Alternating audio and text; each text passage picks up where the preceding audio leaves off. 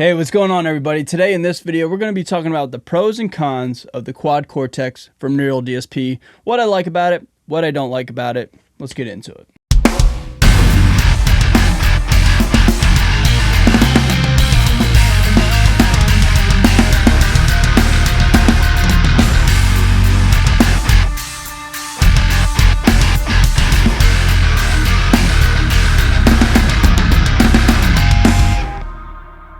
So at the time of this filming, I've been a Quad Cortex owner now for several months, and I feel as though I got a pretty firm grasp on the unit, how to use it for my own personal endeavors, and what I like to create and how I like to create, all the above. I've put it through its paces, I've toured with it, I've traveled with it, all the above. And yeah, I feel as though I could just sit down with you guys and just share my experiences with you all, and if you guys are looking to pick one of these up, why you should or why you shouldn't, okay? So all I ask is that you guys subscribe to the channel if you haven't done so. Thank you so much in advance, and hit the like button. It really helps out, okay? So we'll start with the cons first, because I think a lot of people know what the pros are of this unit. I mean, it's pretty fucking rad, you know what I'm saying? But I'll certainly talk about the pros and what I think are good with this unit, but let's start with the cons first, the things that I don't necessarily like all that much. First thing is, it is not rack mountable. Having been on the road with the Quad Cortex, I was with another guitar player, and he was using a Kemper, and the Kemper was rack mountable. We had our own designated guitar rack, and so we kind of had to do this thing where we had to kind of finagle the Quad Cortex inside of the guitar rack that was on wheels and traveling, that we pushed into the venue every single night. The Quad Cortex not being rack mountable was definitely a negative for me. What we ended up having to do was get a rack mountable shelf, and then we went to Walmart and bought some like 3M like kind of sticky tape. It's not really tape, it's like, I don't know how to describe it. It's like this plastic stuff that like it snaps in and it's sturdier than like Velcro and stuff like that. Anyway, that was a way for this thing to stay in the actual rack, and it didn't move, and it was easier to travel. But, sticky tape or sticky whatever you want to call it certainly isn't as strong as screws and having, this thing being mounted in there where it's definitely not going to go anywhere. Another thing that I don't really like is the foot switch placement and or the size. If you take a look here, like if you were to put somebody's foot on this thing, like you can run the risk of stepping on either the wrong button or multiple buttons at any given time. So whenever I'm using this unit and I need some like foot switches here, like a delay, a reverb, whatever, some modulation effect, something to where I need to turn off and on an effect, I will never ever put the effect up on the top row, because I feel as though like trying to hit this and not this is like really, really challenging. So again, because this unit is small, which is, a good thing, saves on shipping, and you can put it in a backpack, all the above, having these buttons really close to each other is a bit of a con. And lucky for me, as of late on this last run, I didn't have to step on anything. But that being said, I would never want to have this unit like have 10 different effects where I would turn off and on, because I feel as though the top row would be hard to get. Another thing is a negative. I didn't have any personal experience with this, but I was really, really worried, for lack of a better word, on this one specific thing, and that is the power supply. It's very, very delicate. I mean, I'll just do it for the sake of this video. Like, at any moment, this thing could really pull out. So the negative is it has a very delicate power supply. I was always kind of worried, like I thought this thing would break, or it would just like get stepped on, or it would just get knocked loose mid-set, or, something like that. It's certainly not as durable and as sturdy, in my opinion, as a big giant, say like amplifier power cable. You know what I'm saying? Another negative is there is no external power amp. And I really think this is where the Kemper of all the other modeling units on the market has a grasp on the market itself. The Kemper powered version is just, I think, one of, if not the best versions and or options of a modeler out there, because you don't need an external piece of equipment to send this thing through a cabinet. If you take a look here, on the second row here, this is literally the exact same signal chain as what's on top here. And what we were doing here when I was on tour is I would have the top row go to front of house and my ears, and then the bottom row would go to the cabinet on stage for stage volume. Now there's no cab lock on row number 2, because obviously you're going to use the cabinet's coloring of the guitar tone. It wouldn't make sense to double up on the cab. You guys know what I'm saying. But anyway, man, if this thing had an external power amp, that would be awesome, man. That would be game over. And it seems like a lot of modeling units, most modeling units, honestly, all but one, the Kemper, the powered version, they don't have external power amps. So that is just a bit of a con for me.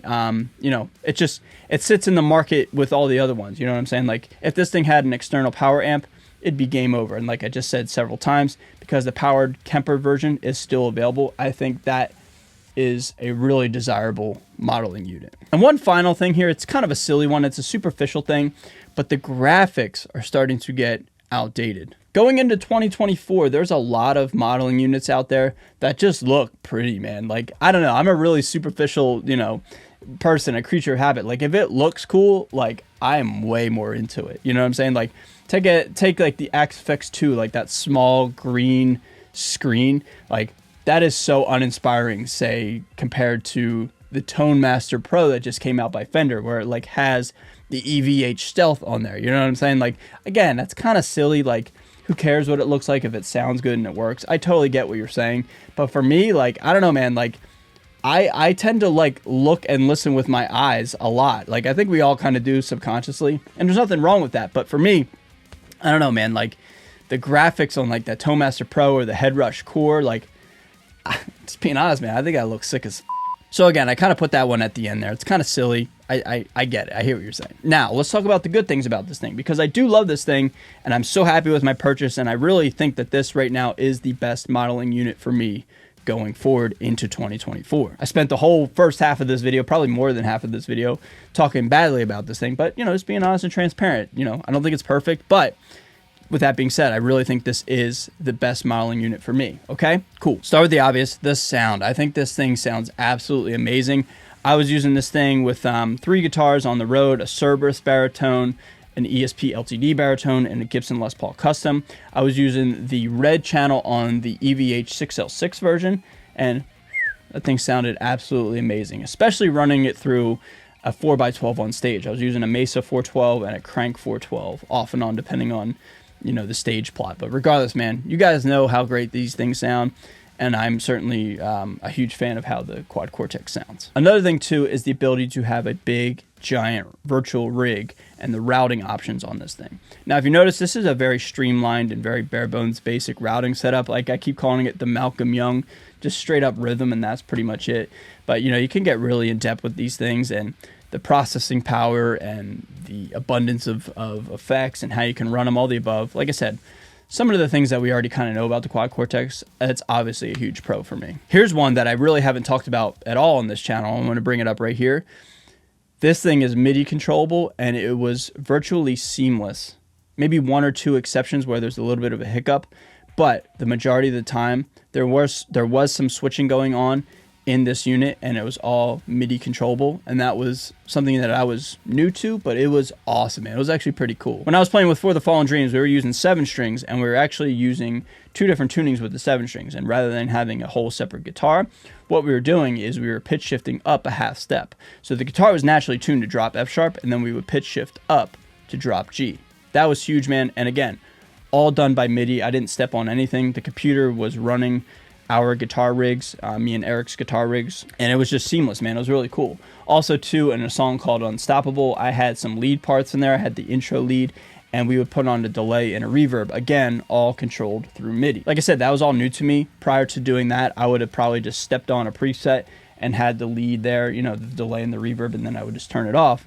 But, you know, this was a much more oiled machine, and it was a lot more focused on the performance and emphasizing the performance, to where like you didn't need to worry about stepping on pedals and like that. So yeah, man, MIDI controllable, something I'm, like I said, kind of new to, and I'm here for it. But to be fair, most modeling units now are MIDI controllable, so I'm not saying like the Quad Cortex is any better than another one, just saying, you know, having MIDI capabilities regardless of the unit is pretty cool. And last but not least is the touchscreen. The fact that you can touchscreen this thing,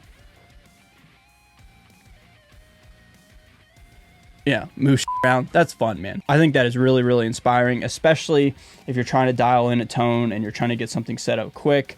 I think touchscreens are almost like the industry standard. I mean, everything is touchscreen anymore. Our computers, our iPads, our phones, you know, like everything is touchscreen. So like a modeling unit that is touchscreen makes, honestly, a lot of logical sense. Not only is it touchscreen, but I never had an instance yet so far where like it didn't register or it didn't work. Like, it works seamlessly, man. And for that, that's just a lot of fun. Like, you know, it's just, it's more of like a fun thing more than anything. You know, we don't need it to be touchscreen, but it's fucking cool to, you know, touch and fuck, you know, just, I don't know, it's just fun, man. It's fun to fuck with right? So everybody, that all encompassing are my opinions on the Quad Cortex, my pros and cons with the unit.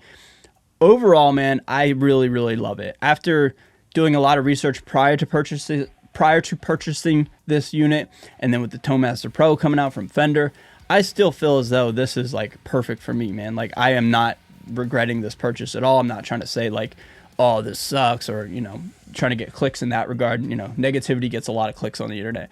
I love this thing. I think it's really cool, man.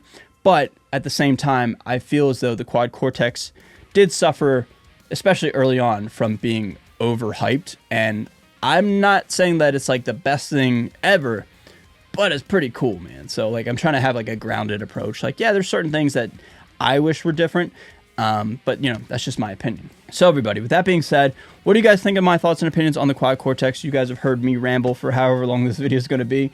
I would love to hear from you guys, okay? So with that being said, be sure to like and subscribe again if you haven't done so. Thank you guys so much for watching. And with that, I'll see you guys in the next video. Later.